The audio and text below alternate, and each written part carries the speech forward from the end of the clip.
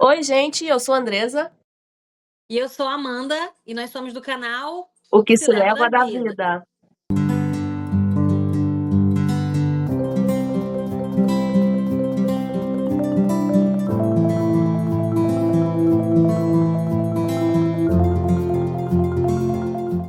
Bom, nós estamos aqui hoje para falar, para comentar sobre a nossa viagem a San Andrés, fazer um compilado, uma visão geral sobre a nossa viagem. E dizer se valeu a pena, e se é isso tudo mesmo que todo mundo fala, se é um paraíso barato para os brasileiros.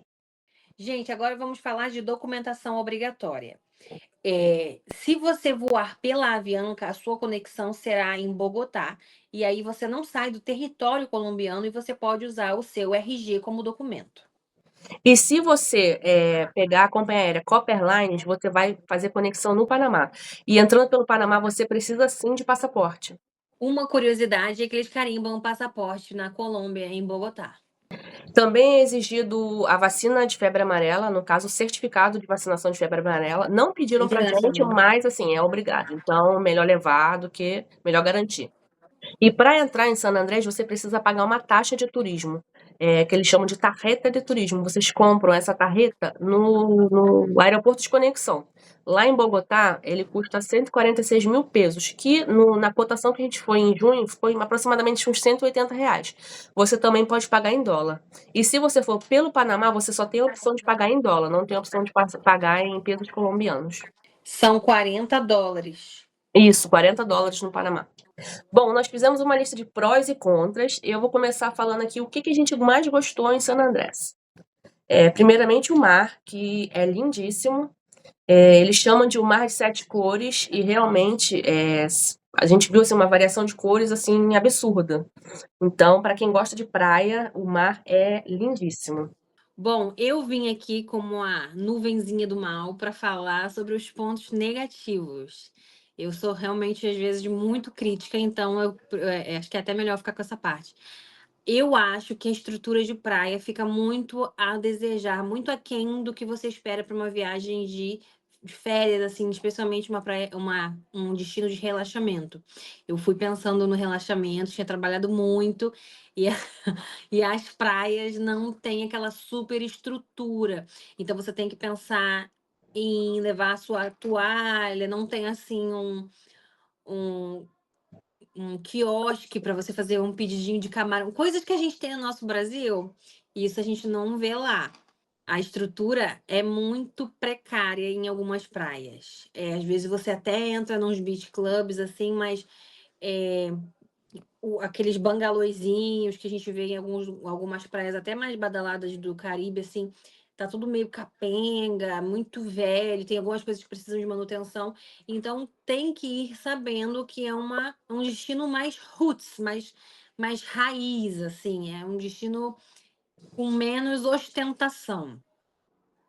Bom, eu vou discordar um pouquinho com a Amanda, porque eu achei a estrutura das praias, né, principalmente as Praia Bright, que é a praia principal, a praia central, achei de boa. Eles têm algumas barraquinhas que são num formato diferente aqui da nossa sombrinha com as cadeiras de praia. É um formato diferente, eu vou colocar um vídeo aqui mostrando para vocês, mais ou menos. E eles alugam, como se fosse também qualquer outro destino de praia, alugam, não tem nossos quiosques, claro, também é uma outra cultura, mas eu achei nessa parte tranquila. Um ponto importante também é que San Andrés está fora da rota de furacões, então é interessante também. Apesar da ilha estar fora da rota dos furacões que acontecem no Caribe, ainda assim a gente tem que se prestar bastante atenção no período que a gente pode ir. Eu sempre fui essa pessoa assim mais loucona que fala: "Ah, eu vou em qualquer época, para mim tá tudo bem". E aí eu falei: "Vamos em junho". Só que junho já começa a temporada de chuvas. E aí a gente teve problemas muito sérios. A gente teve um passeio cancelado várias vezes por conta do tempo, choveu muito. Para voltar, a gente foi num avião. Gente, aquilo foi pensando assim que a morte era certeira. aquele avião mergulhava naquelas nuvens super pesadas. Então foquem, isso é muito sério, foquem no período é o melhor período, que é de dezembro a maio. Terminou maio, finalzinho de maio, já não vá mais, porque não vale a pena. Você gasta, faz um investimento muito alto na viagem, e quando essa viagem é comprometida, você acaba não aproveitando ela 100%.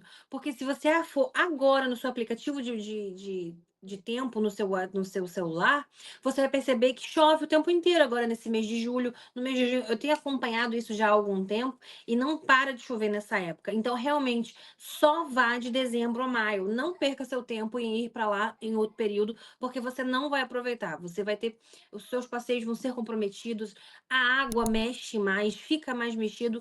Eu não recomendo de verdade ir fora desse período recomendado.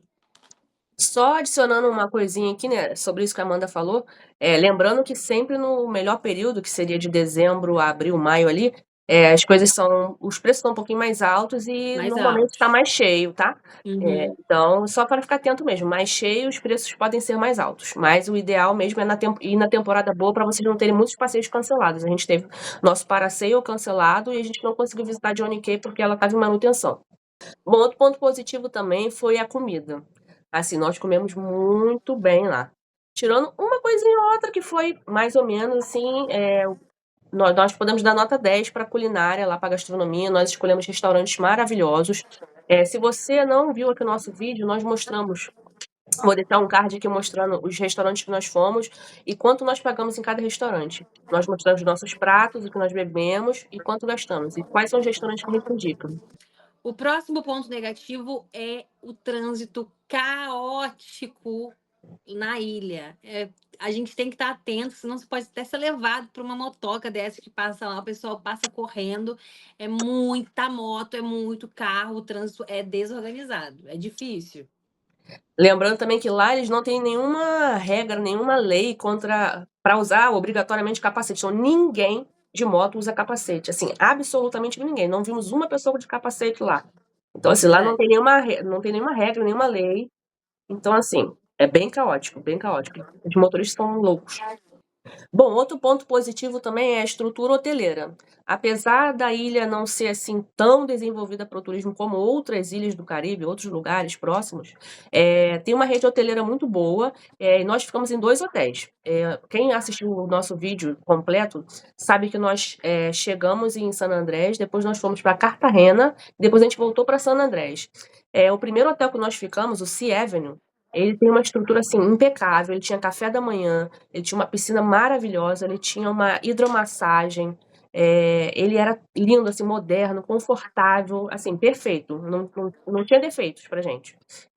Agora, o segundo hotel que a gente ficou, que foi o Prisma, ele já não tinha essa vibe do Sea Avenue. Eu não achei horrível, a Amanda achou. Mas Eu odiei.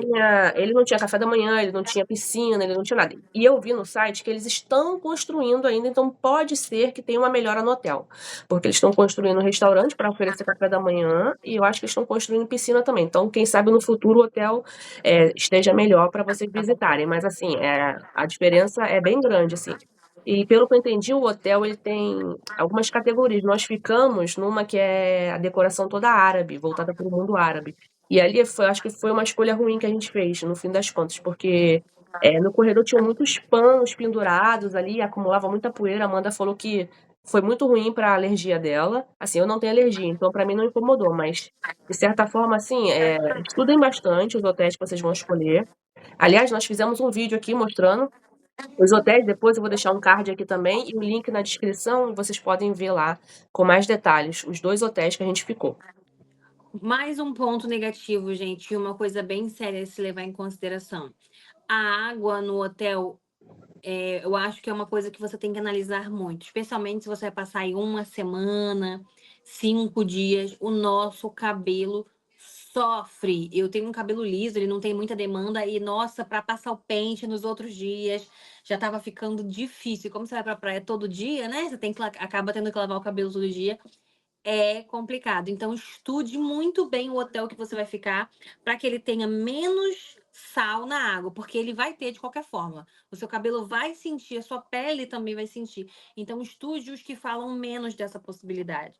É porque a água realmente é salobra. Ela tem sal, muito carregada de sal ali. E é uma questão da ilha, né? É uma ilha de pouco investimento, uma ilha que está começando a se estruturar agora.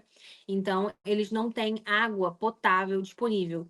Tanto que a gente precisa comprar uma água específica para consumo lá. Não é qualquer água que você pode tomar na ilha.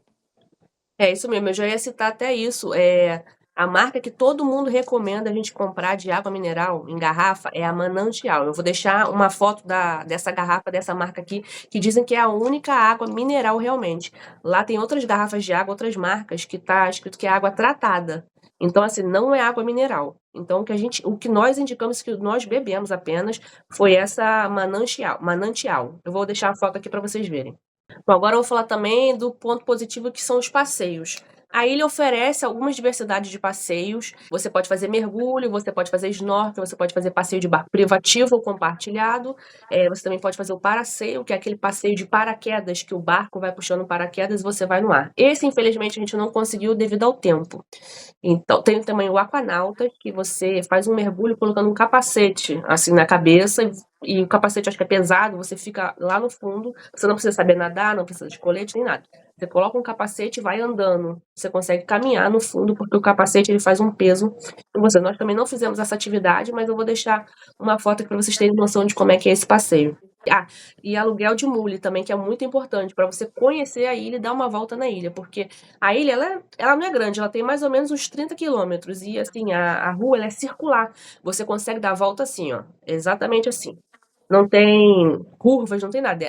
Então, se você tiver com pessoas que sabem dirigir, aluguem uma mule e deem a volta na ilha, porque para vocês verem a paisagem, assim, outros ares, é completamente diferente a ilha no ponto central ali, onde está o comércio, onde está a atividade turística, do restante do local.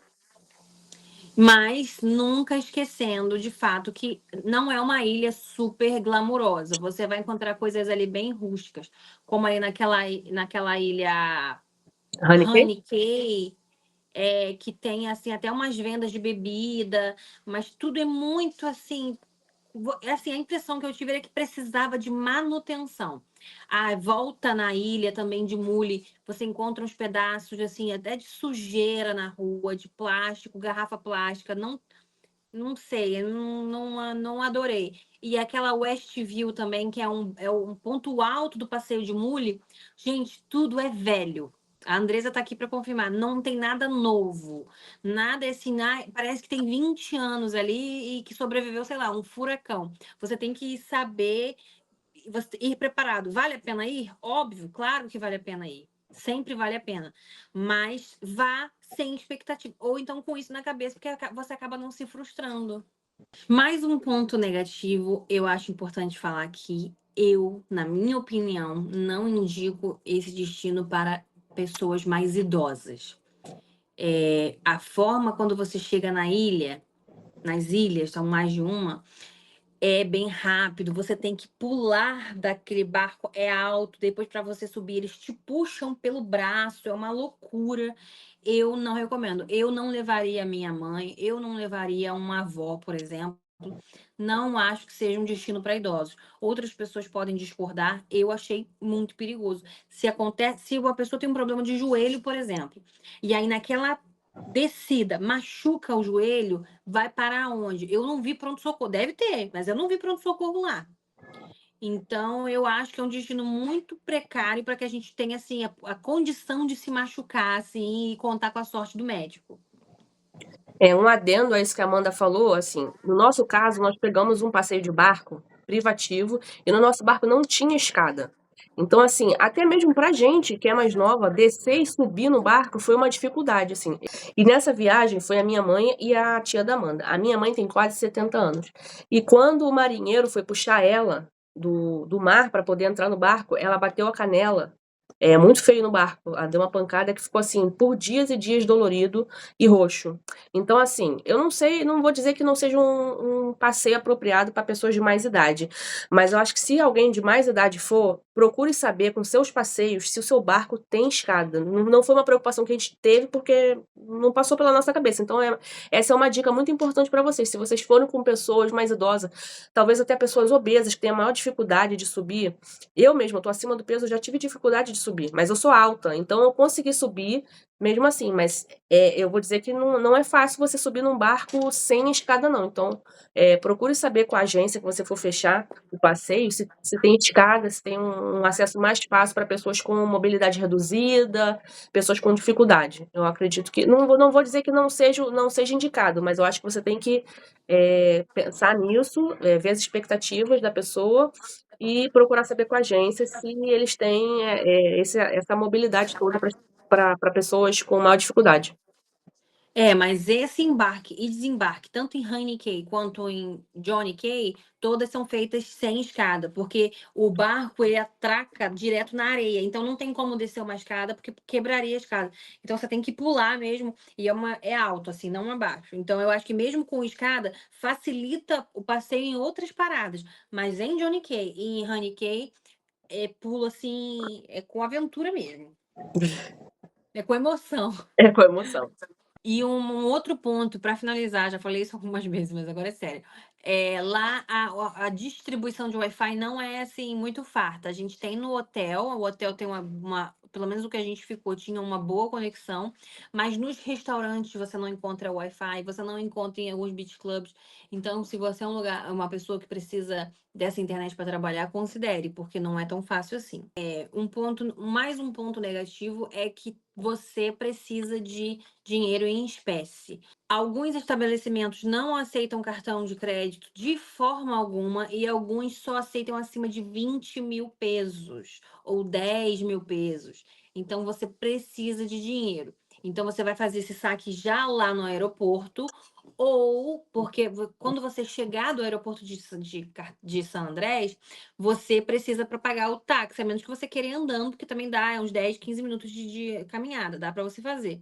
Mas se você quiser um pouco mais de conforto, quiser pagar o táxi, você vai ter que fazer o seu saque lá no aeroporto de Bogotá ou até mesmo no de San Andrés. Lá também tem caixas, mas eu acredito que como Bogotá tem mais estrutura, eu recomendaria, se você tiver tempo hábil de conexão, eu recomendo tirar lá em Bogotá, até para você comparar as taxas das máquinas, porque eu tenho acho que umas 3 empresas diferentes e cada uma tem uma taxa do seu próprio gosto, assim. E a gente, obviamente, vai escolher por pagar menos taxa, né? Obviamente. A dica é leve dinheiro em espécie e um dinheiro considerável, não é tão pouquinho, não. Assim, leve, eu diria aí uns 200 mil pesos no mínimo. É isso aí. E também nós mostramos também como é que saca o dinheiro também lá no aeroporto de Bogotá. Nós temos aqui um vídeo que a gente mostra também. Nós carregamos dinheiro no cartão global, internacional, e sacamos lá. A gente usou o cartão Wise, só para complementar. A gente também precisa de dinheiro em espécie para pagar as taxas de turismo do governo da Colômbia. Tá? A gente só pode pagar em dinheiro, a gente não pode pagar em nenhuma outra forma. Isso aí, tem a taxa da Marina. Quando a gente vai fazer passeio, a gente tem que pagar, acho que é 5 mil pesos, a taxa da Marina, e só aceitam em dinheiro.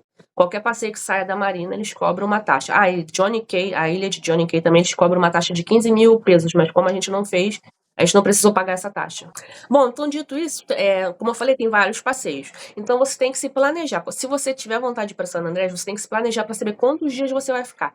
O que a gente acha ideal? De 3 a 5 dias assim, eu acho que é ideal, mas assim, você tem que ir pensando. Se você for numa época que não tiver, assim, tempo ruim, ventania, chuva, você consegue fazer os passeios tranquilamente. Mas assim, no nosso caso, nós fomos em junho, teve chuva, teve vento, e a gente basicamente ficou 3 dias em San Andrés.